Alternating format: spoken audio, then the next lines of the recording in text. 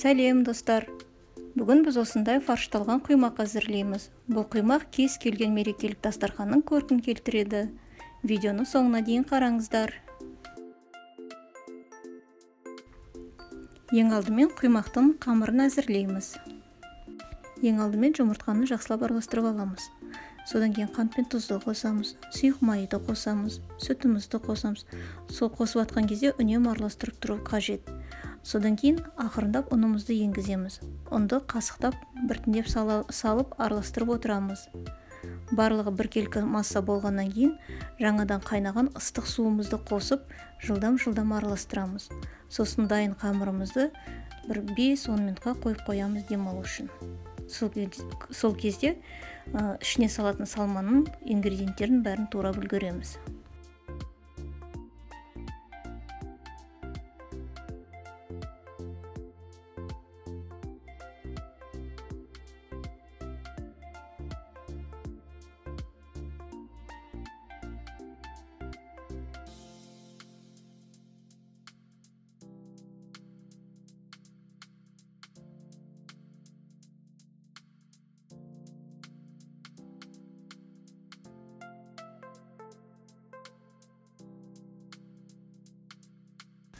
Салмамыздың ингредиенттерін барлығын майдалап турап шығамыз.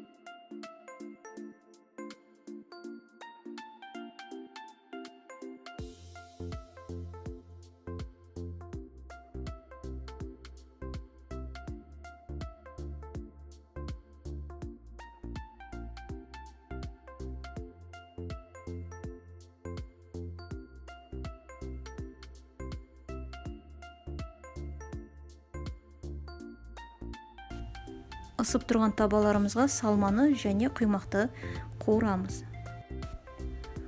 Салмамыздың ингредиенттерін қуырып шығамыз. Ең алдымен жуаны қуырамыз, одан кейін болгар бұрышын қосамыз, одан кейін саңырау құлағымызды қосамыз, шамалы тұздаймыз, бұрыштаймыз, одан кейін ірімшігімізді қосамыз. Ірімшігіміз еріген кезде оны жақсылап араластырып аламыз да бір ас қасық сүт қосамыз. Сосын тағы да 1-2 минут қуырамыз. Сол кезде салмамыз дайын болады.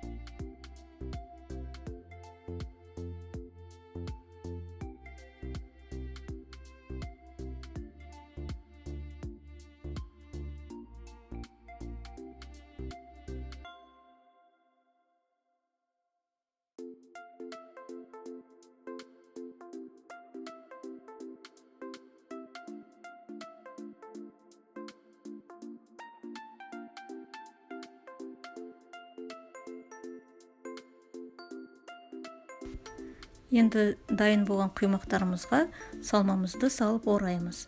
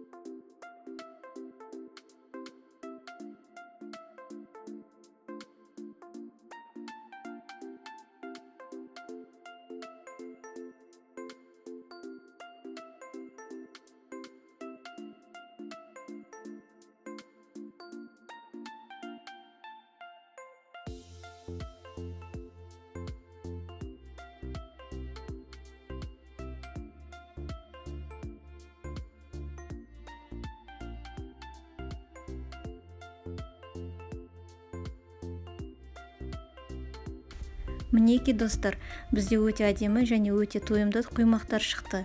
Осындай құймақтар сіздерге ұнайтынына толықтай сенімдімін. Үй жағдайында әзірлеп көріңіздер. Видеоны соңына дейін қарағандарыңызға көп рахмет. Сіздермен бірге болған Эрика.